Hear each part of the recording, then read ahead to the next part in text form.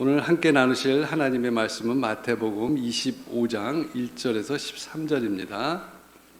찾으신 후 저와 여러분이 한 절씩 교독하도록 하겠습니다. 25장 1절에서 13절입니다. 그때 천국은 마치 등을 들고 신랑을 맞으러 나간 10 처녀와 같다 하리니 미련한 자들은 등을 가지되 기름을 가지지 아니하고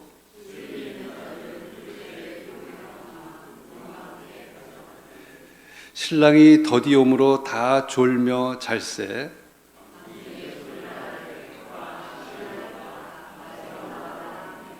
이에 그 처녀들이 다 일어나 등을 준비할세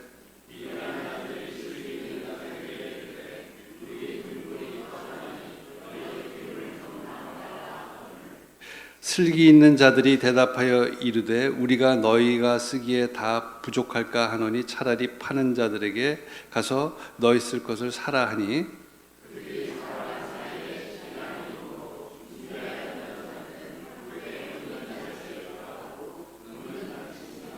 그 후에 남은 처녀들이 와서 이르되 주여 주여 우리에게 열어주소서.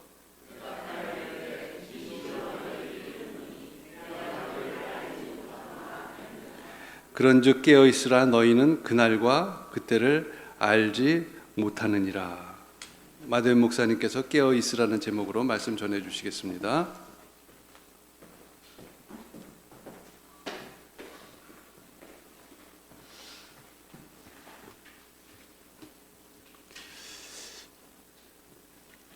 교회 절기로 보면 이번 4주간이 우리가 대강절 또는 대림절 또는 강림절 이렇게 부르는 기간입니다. 이 단어 영어로 어드벤트라고 하는데 이게 라틴어 어벤투스라는 데서 나온 단어로 온다는 뜻입니다.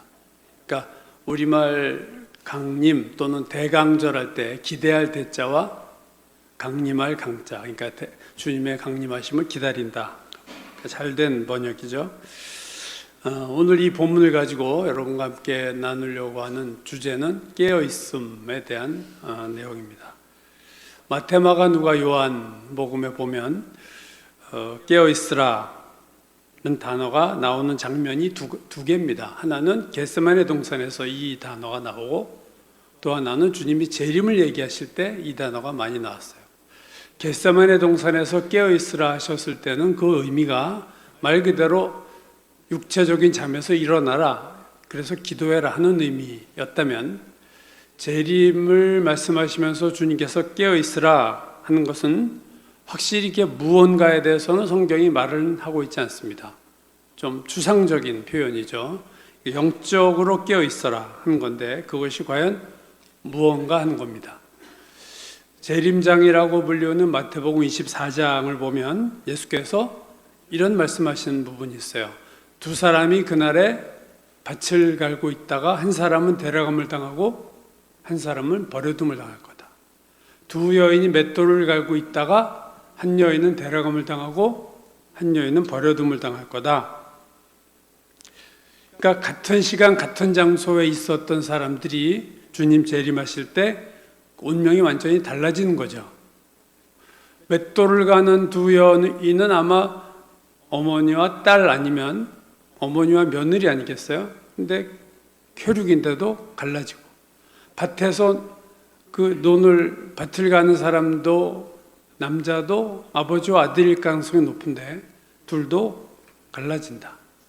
그러니까 관계가 상관이 없는 거예요. 주님 재림하실 때는 한 사람은 남아있고 한 사람은 데려감을 당한다. 그러면서 이렇게 말씀하셨죠. 42절입니다. 그러므로 깨어있으라. 어느 날에 너희 주가 임할는지 너희가 알지 못함이니라. 깨어있어야 되는 이유가 뭐냐? 어느 날에 너희 주가 임할는지 알지 못하기 때문이다. 자, 이러한 패턴의 말씀은 복음서 여러 곳에 나오는데요. 오늘 본문 마태복음 25장 13절에도 나오죠. 그런즉 깨어있으라.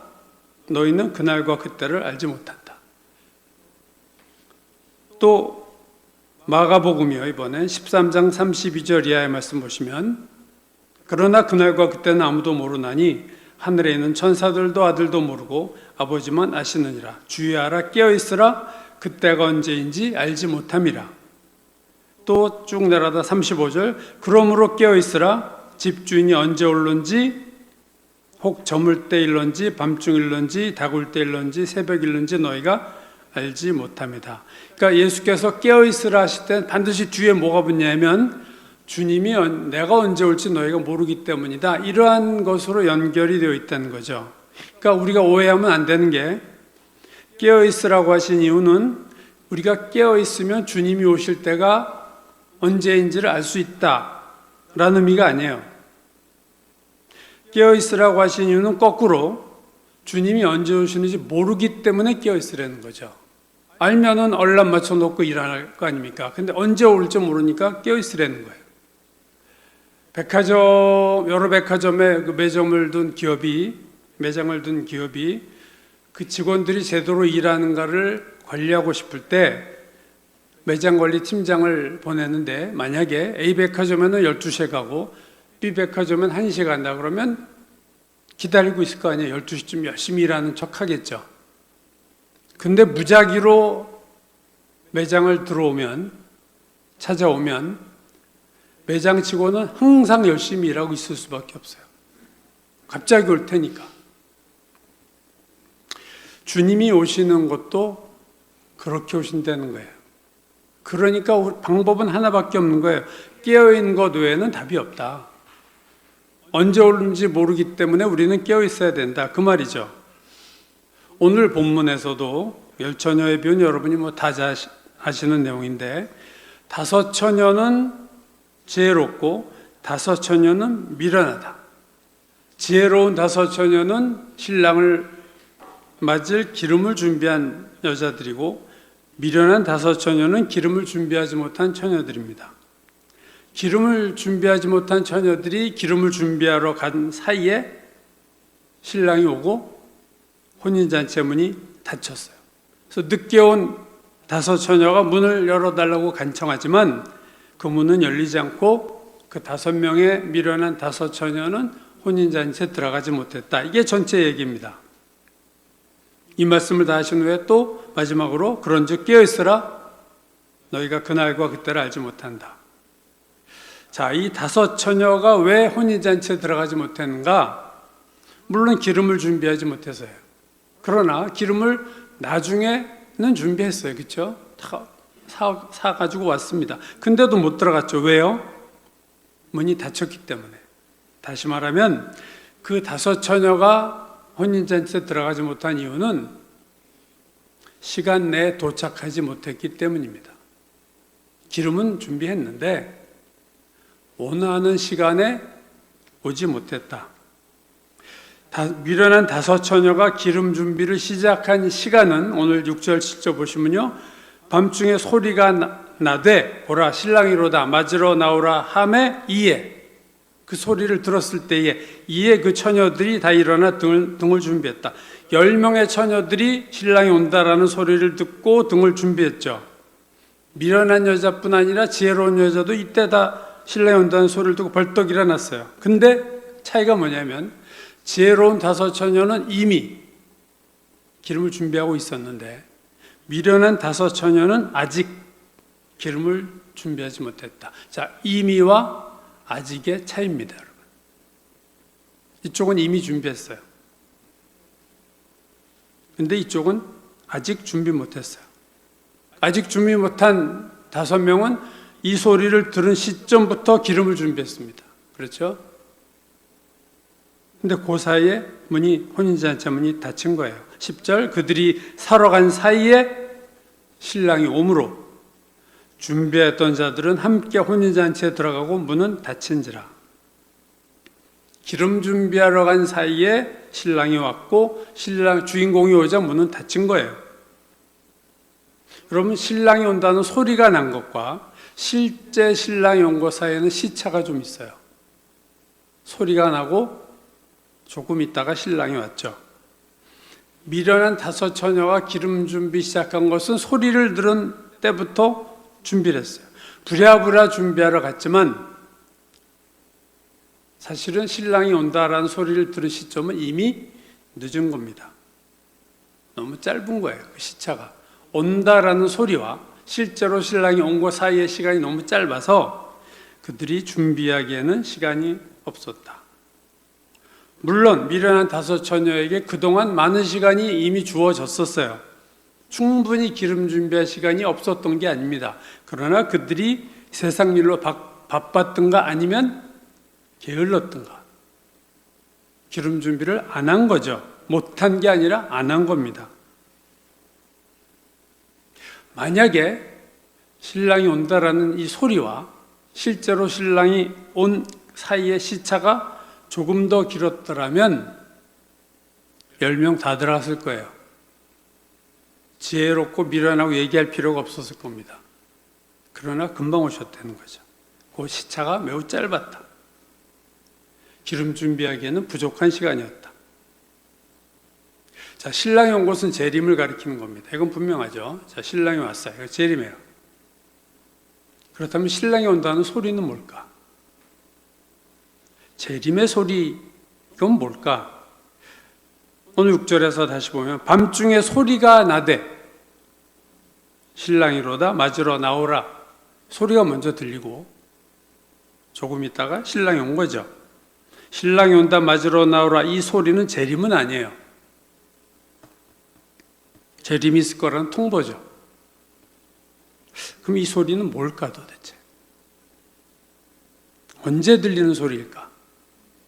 그 다음 화면 보시면요. 데살로니가전서 잘 아시는 9절 4장 주께서 호령과 천사장의 소리와 하나님의 나팔 소리로 친히 하늘로부터 강림하시리니 그리스도 안에서 죽은 자들이 먼저 일어나고 그 후에 우리 살아남은 자들도 그들과 함께 구름 속으로 끌어올려 공중에서 주를 영접하게 하시리니 그리하여 우리가 항상 주와 함께 있으리라. 자, 소리가 3개 있었죠. 처음에 호령과 천사장의 소리와 나팔 소리다.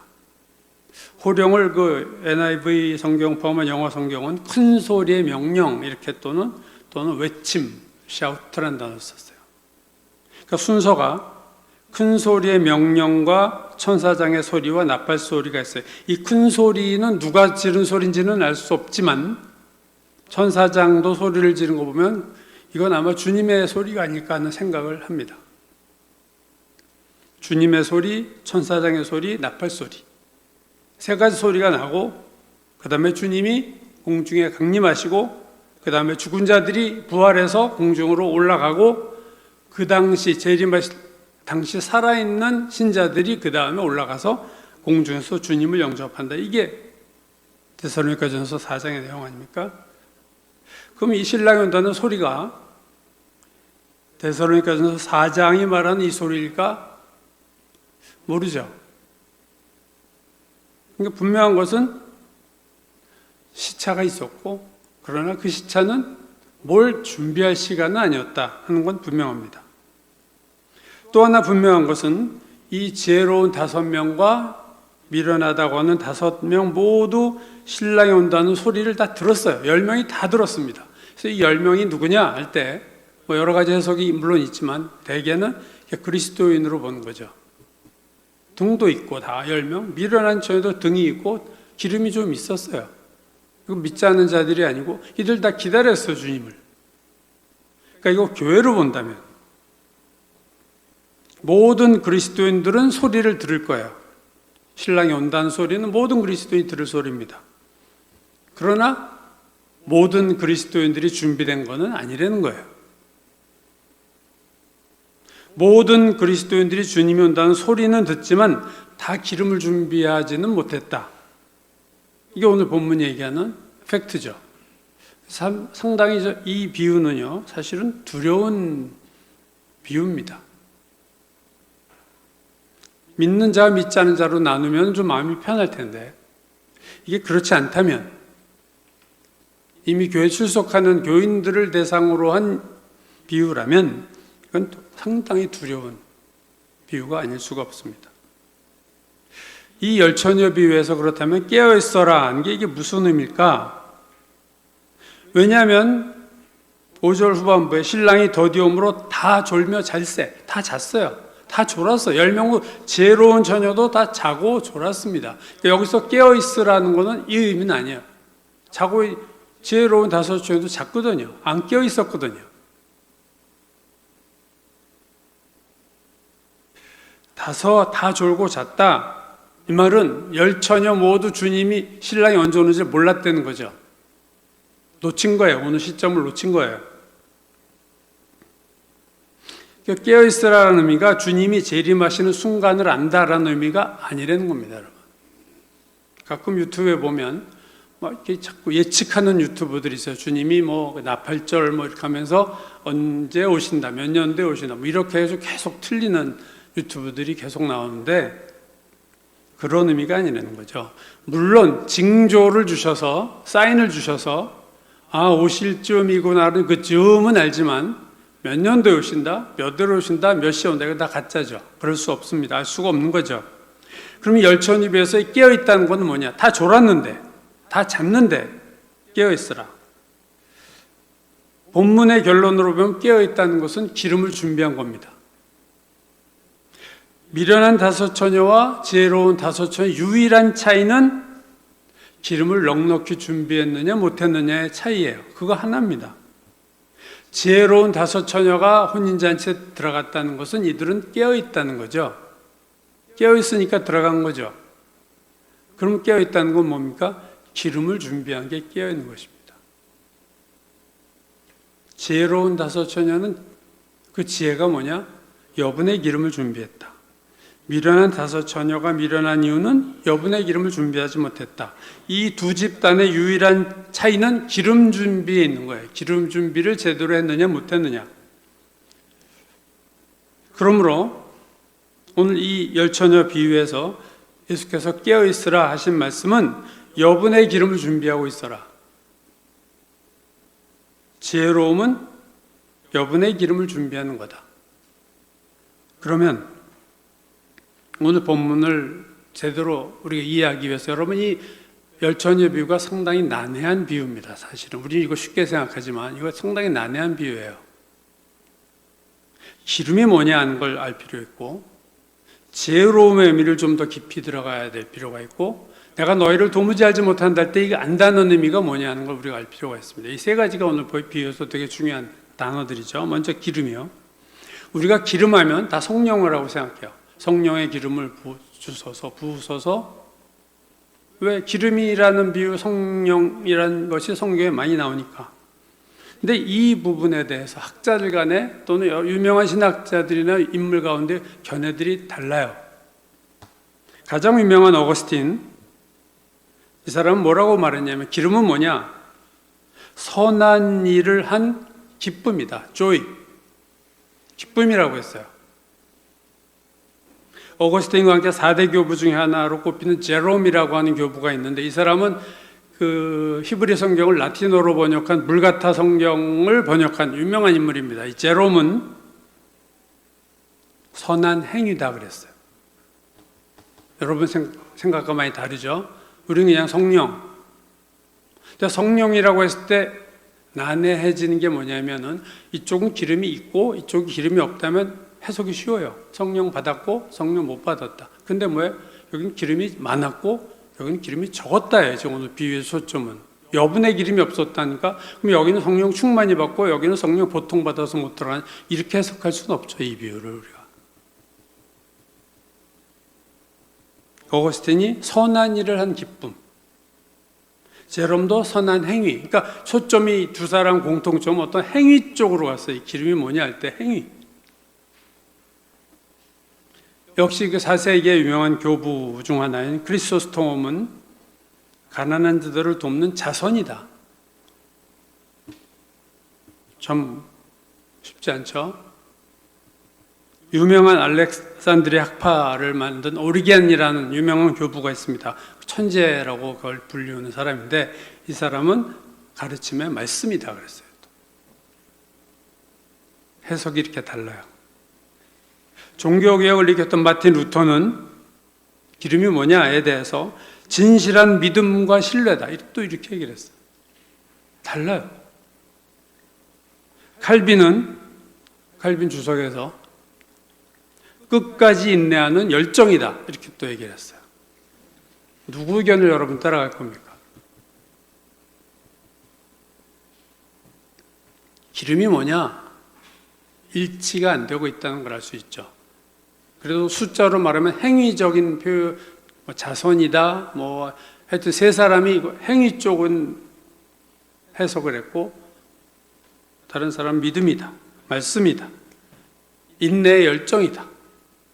서로 다르게 해석했어요. 좀 기름의 의미를 조금 뒤에 다시 한번 생각해 보죠. 자, 지혜로움이 뭐냐? 오늘 지혜로움과 어리석음인데, 왜 5명은 어리석고 왜 5명이 지혜로운가 할 때, 지혜롭다는 이 오늘 본문의 헬라어 단어가 신약 성경에 14번 나오는데 마태복음에만 절반이죠. 7번 나와요. 14번 중. 그리고 7번 중 3번이 오늘 본문에 나옵니다. 4번이 진짜. 4번이 이 오늘 비유에 4번이나 나와요. 지혜롭다는 표현이. 어리석다는 헬라어도 신약 성경에 13번 나오는데 마태복음에 역시 7번이고 그 중에 3번이 오늘 본문에 나와요. 그러니까 오늘 본문은 헬라어 성경 중에서 지혜로운 어리석은이 제일 가장 집중적으로 나오는 본문이다 이렇게 볼 수 있습니다. 또 하나 여기서 우리가 생각해야 될 것은 지혜롭고 어리석은 이 두 단어가 함께 나오는 본문이 오늘 열처녀 비유와 또 한 군데 있는데 마태복음 7장에 나오는 반석 위에 집을 지은 자와 모래 위에 집을 지은 자 얘기할 때도 이 지혜와 어리석음이 동시에 나오는 비유입니다. 마태복음 7장 여러분 잘 아시죠? 반석 위에 집을 지은 자와 모래 위에 집을 지은 집은 평소에는 차이가 나지 않다가 홍수가 일어나니까 무너지고 하나는 안 무너져서 지혜로운 자는 반석 위에 졌고 어리석은 자는 모래 위에 졌다. 여러분 다 잘 아시는 비유입니다. 그 마태복음 7장의 비유에서 만약에 홍수만 일어나지 않았더라면 두 집은 차이가 안 났을 거예요. 모래 위에 집을 졌던 반석 위에 집을 졌던 홍수가 나고 비바람이 불고 막 창수가 몰아치고 해서 이게 하나 무너지고 하나가 서 있었던 거지 비만 안 오고 홍수만 안 나면 두 집은 멀쩡히 외관은 거의 똑같이 구분이 안 됐을 거예요. 오늘 본문도 비슷한 맥락입니다. 만약에 신랑이 더 일찍 왔다면 열처녀 지혜와 어리석음이 차이가 안 났을 거예요. 근데 늦게 오니까 기름이 다 타버려가지고 쫓고 이제 얼마 안 남은 심지어 바닥까지 찼는데 신랑이 오니까 놀래가지고 기름 준비하러 간 거거든요. 그런 면에서 이 열처녀 비유와 마태복음 7장의 집을 짓는 비유는 참 유사하다. 지혜와 어리석음이 나오고 둘 다 상황이 똑같아요. 조금 상황만 좋았더라면 아무 문제가 안 될 수 있는 두 비유에서 신랑이 늦게 와서 문제가 되고 또 문이 빨리 닫혀서 혼자 집은이 조금 더 오랫동안 기다렸다면 좋을 텐데 빨리 닫혔고 집을 짓는 비유에서도 홍수만 나지 않았더라면 괜찮을 텐데. 그러므로 지혜는 뭐냐? 홍수가 날 것을 가정하고 집을 짓는 게 지혜 아닙니까? 신랑이 늦게 올 수 있다는 것을 생각하고 기름을 준비하는 게 지혜가 아닙니까? 어리석으면 그 반대 아니에요. 준비를 못한 거예요. 만약의 상황을 준비하지 못한 겁니다. 근데 마태복음 7장에서 누가 지혜로운 자고, 즉 반석 위에 집을 지은 지혜로운 자는 누구며 모래 위에 집을 지은 어리석은 자는 누군가에 대해서 예수께서 아주 확실하게 말씀하셨어요. 그러므로 누구든지 나 이 말을 듣고 행하는 자는, 이 말을 듣고 행하는 자는 그 집을 반석 위에 지은 지혜로운 사람 같으리니, 또 나의 말을 듣고 행하지 아니하는 자는 그 집을 모래 위에 지은 어리석은 사람 같으리니, 지혜와 어리석음이 뭡니까? 마태복음 7장에서 어디에다 집을 졌느냐의 문제예요. 그리고 구체적으로 말씀을 듣고 행하는 자가 지혜로운 자고, 말씀은 들었는데 행하지 않는 자가 어리석은 자입니다. 우리가 다 말씀을 들어요. 주일날 말씀을 듣습니다. 예배 드릴 때 다 말씀을 들어요. 들은 얘기를 하시는 게 아니고 듣고 행했느냐, 듣고 행하지 않았느냐가 지혜와 어리석음을 구별하고 있다. 마태복음 7장의 지혜는 말씀을 듣고 행하는 거라면, 오늘 본문에 나오는 마태복음 25장에서 지혜는 뭐겠어요? 저는 앞에 쪽 해석이 맞다고 보는 거죠. 행합니다. 어거스틴도 그랬고 제롬도 그랬고요. 성령 받았다가 아니고 말씀을 듣고 행했다. 7장과 25장은 일맥상통한다고 보는 거죠. 그렇지만 말씀을 듣고 지켰다, 말씀을 듣고 행했다라는 것이 내가 애를 쓰는 되는 문제지만 내 힘으로만 되는 게 아니라 성령의 도우심이 필요하기 때문에 오늘 본문이 말하는 기름이 뭐냐? 하나님 말씀을 지키는 것인데 성령의 도움을 받아서 하나님 말씀을 지키는 것이다. 이렇게 해석하는 것이 제가 볼 때는, 이건 제 해석이에요, 제일 합리적이다. 성경을 가지고 우리가 유추해 볼 때. 그러니까 순종의 삶을 사는 건데 성령의 능력을 힘입어 순종의 삶을 산다. 이렇게 말하면 기름이 제일 정확하다고 저는 봅니다. 또 하나 오늘 본문에서 살펴봐야 될 또 하나의 것이 아느냐 알지 못하느냐. 오늘 11절, 그 후에 남은 처녀들이 와서 이르되 주여 주여 우리에게 열어주소서. 대답하여 이르되 진실로 너에게 이르노니 내가 너희를 알지 못한다. 내가 너희를 모르겠다. 마태복음 7장 22절에서도 7장에서도 그랬어요. 그날에 많은 사람이 나더러 이르되 주여 주여. 이 제일 겁나는 단어가 많은 사람이란 단어예요. 그날 한두 명이 아니라 많은 사람이 나에게 와서 주여 주여 우리가 주의 이름으로 선지자 노릇하며 주의 이름으로 귀신 쫓아내며 주의 이름으로 많은 권능을 행하지 아니하였나이까 하리니. 자, 그들이 당황해서 주님 앞에 들이댄 건 뭐냐면 사역의 얘기를 해서 사역. 행함은 행함인데 사역적인 행함. 내가 선지자 노릇하고 귀신 쫓아내고 많은 권능을 행하지 아니하였나이까. 그때 그들에게 내가 이르되 내가 너희를 도무지 알지 못한다. 여기서도 똑같이 모르겠다. 반석의 집을 지은 자, 지혜로운 자는 누구라고요? 말씀을 듣고 행했다. 그러니까 예수님이 보신 것은 말씀에 순종하는 행함에 초점을 뒀는데 많은 사람들은 어디에 초점을 뒀냐? 사역적인 행함을 하나님 앞에 내놓은 거예요. 나 선지자 노릇했고요. 그런 선지자 노릇하려고 그냥 고생도 했고요. 귀신 쫓아내는 행함도 했고요. 많은 권능을 주의 이름으로 행했습니다 했더니 그런 행함 말고 내 말을 듣고 행했느냐? 이렇게 물어보시는 거죠. 미련한 다섯 처녀에게 내가 너희를 알지 못한다. 주여 주여 하면서 말씀대로 행하지 않은 자들에서도 내가 너희 알지 못한다. 같은 말씀을 하셨다는 것을 우리가 의미 있게 볼 필요가 있습니다. 주님이 재림하시면 믿지 않는 자들, 구원받지 못한 자들은 심판을 받고 믿는 자들은 평가를 받습니다. 우리가 심판은 면해도 예수를 믿은 자들이 평가가 면제되는 건 아니죠. 고린도후서 5장 10절을 보시면요, 이는 우리가 다 반드시 그리스도 심판대 앞에 나타나게 되어 각각 선악간에 그 몸으로 행한 것을 따라 받으려 함이라. 우리가 누굽니까? 우리가 바울과 교회가, 우리 믿는 자들이 그리스도의 심판대 앞에 선다. 그래서 몸으로 행한 것, 이 몸으로 살아있을 동안이죠. 몸으로 행한 것은 죽은 몸이 움직이지 않으니까 이 몸으로 행한 것을 따라 받으려 합니다.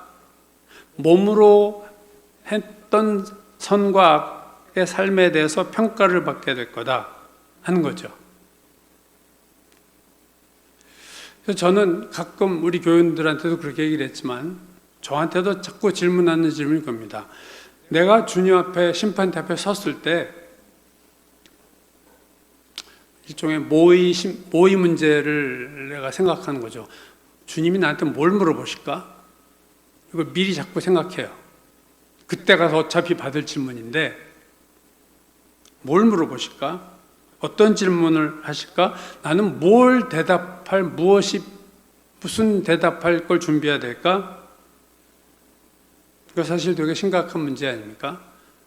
그날이 내 인생의 성공과 실패는 그 자리에서 결정되는 건데, 여기서 사람들이 어떻게 업적을 치우고 기념비를 만드는 거 다 소용없는 얘기고, 주님 앞에서 그리스도의 심판대 앞에서의 평가가 나에 대한 온전한 평가고, 거기에 따라 내가 어떻게 그 이후의 삶을 결정되는 거죠.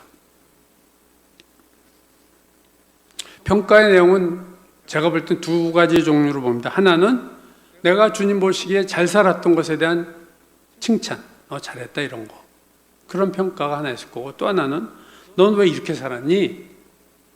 내가 잘못 산 것에 대한 지적이 있을 것으로 저는 예상을 합니다.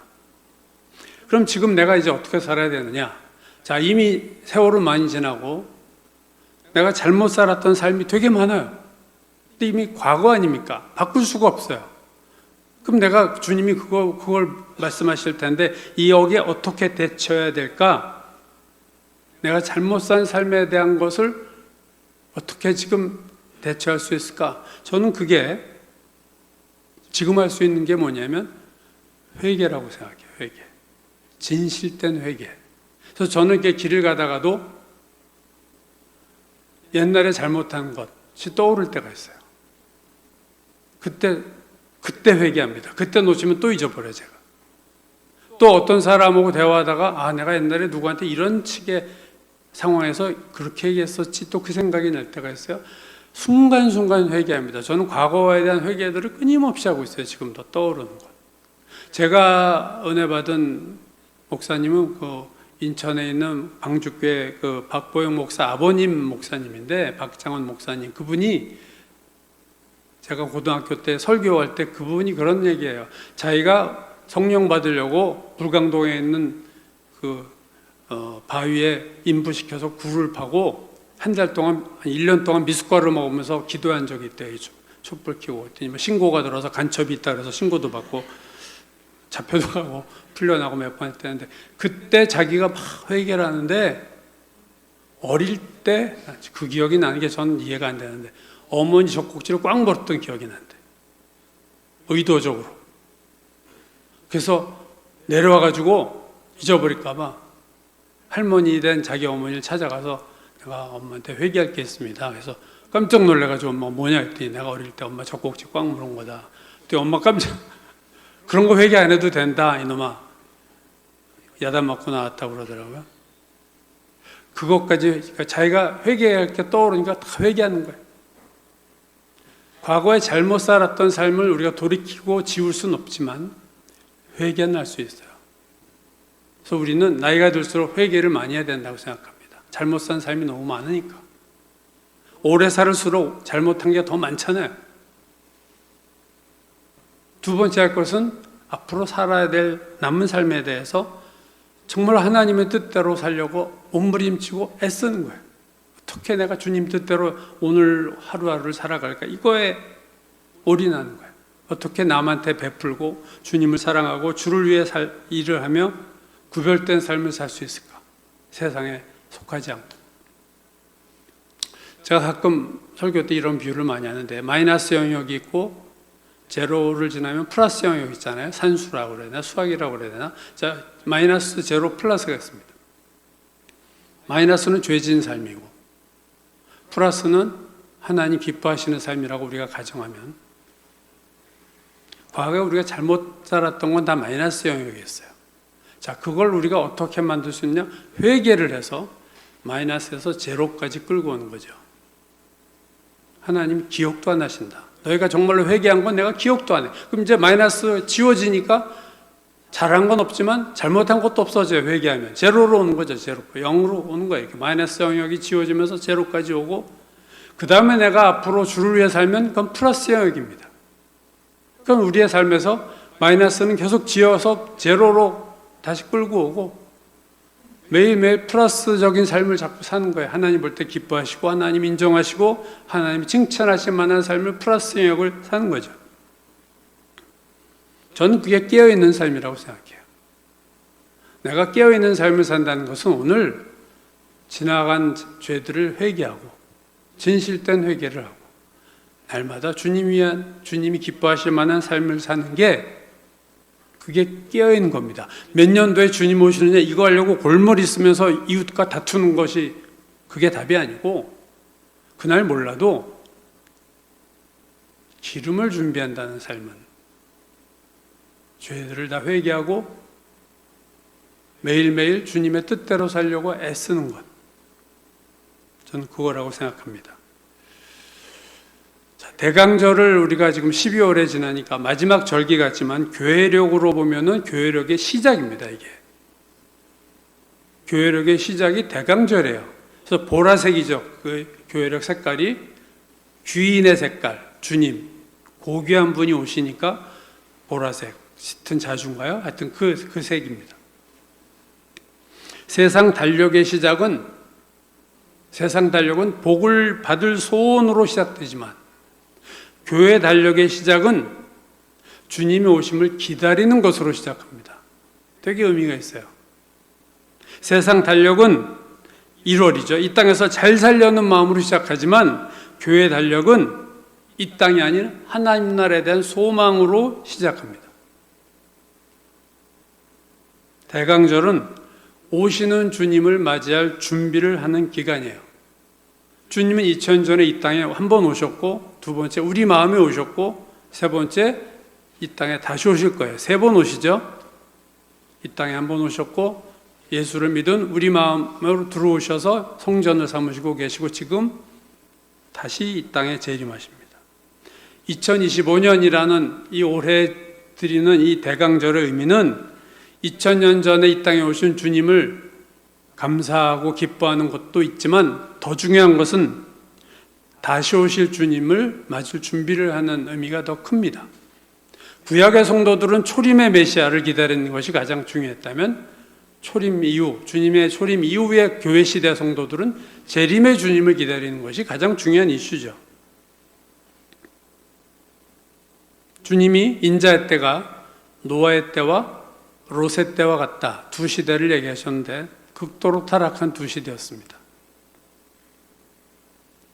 오늘 이 시대가 먹고 마시고 사고 팔며 집을 짓고 시집가고 장가고 여기에 올인하고 사는 깨어있지 않은 시대입니다. 여러분, 깨어있지 않는 시대에 깨어있는다는 건 참 어렵죠. 깨어있는 자의 삶을 오늘 본문은 기름을 준비하고 산다. 또 나의 죄를 늘 깨닫고 회개하고 주님이 기뻐하시는 삶을 산다. 요한계시록 16장 15절에서 주님이 이렇게 말씀하셨어요. 보라, 내가 도둑같이 오리니 누구든지 깨어 자기 옷을 지켜 벌거벗고 다니지 아니하고 자기의 부끄러움을 보이지 아니하는 자는 복이 있도다. 깨어있다는 것이 뭡니까? 벌거벗고 다니지 않는 거예요. 죄진 상태로 그냥 돌아다니는 게 아니에요.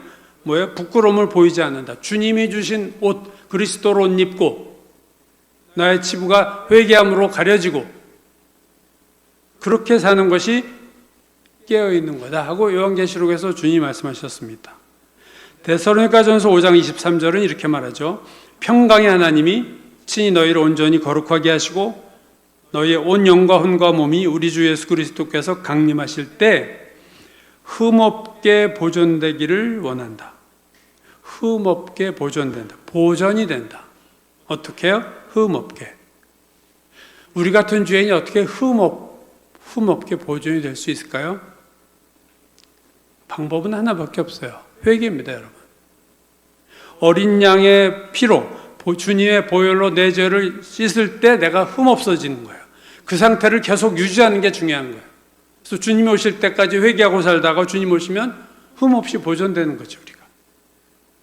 주님이 그리스도로 옷 입고 사는 자들, 늘 회개하고 사는 자들, 주님 앞에 점도 없고 흠도 없이 살 수 있는 유일한 길입니다.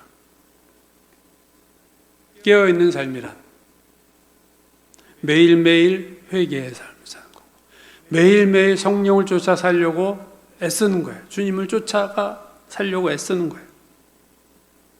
오늘 우리가 이 마지막 대강절에 스스로에게 할 질문은 나는 지금 깨어있는 삶을 사는가? 나는 여분의 기름을 준비하고 사는가? 내가 날마다 회개하며 사는가? 나는 주님이 원하시는 삶을 살려고 노력하고 애쓰고 있는가? 우리 모두는 한 사람도 빠지지 않고 그리스도의 심판대 앞에 장차 다 섭니다. 홀로 서요. 단독자로 섭니다. 나 혼자 서는 거예요.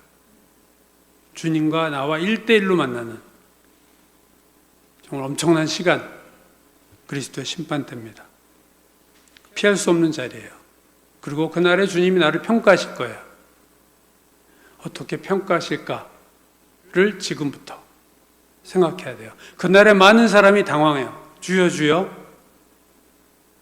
많은 그리스도인들이 당황해요. 내가 이렇게 사역을 많이 해서 전 안심하고 살았는데 갑자기 난 모른다 그러니까 너무 당황해가지고 내가 주의 이름으로 귀신 쫓아내고 선지자 노릇하고 많은 권능을 행한 거 주님 아시지 않습니까? 불법을 행한 자들은 모르겠다. 그래서 그날의 평가를 그날 가서 당하는 게 아니라 지금부터 준비하셔야 되고 매일매일 그 질문을 생각하고 이제는 살아야 됩니다. 젊은 20, 30대야 그런 질문을 하라고 제가 얘기하진 않지만 적어도 50, 60이 되면 이제 그 질문을 하고 살아야 된다고 생각해요. 지금부터 그날의 평가를 준비하며 사는 지혜로운 삶, 믿음의 삶을 사시기를 주님의 이름으로 축원합니다. 기도하겠습니다. 고마우신 하나님, 어리석은 인생 60, 70이 돼도 철이 안 나서 하나님 앞에 부끄러운 부분이 너무 많이 있습니다. 이제 주님 만날 준비를 잘하게 도와주시고 이 세상을 바라보는 관점보다 하늘나라를 바라보는 관점이 더 커지게 하시고 주님 앞에 섰을 때 그 순간을 늘 기억하며 그때 칭찬을 받기 위해서 지금부터 깨어 준비하는 지혜로운 믿음의 사람 다 되게 축복하여 주옵소서. 예수님 이름 받들어 기도드렸습니다. 아멘.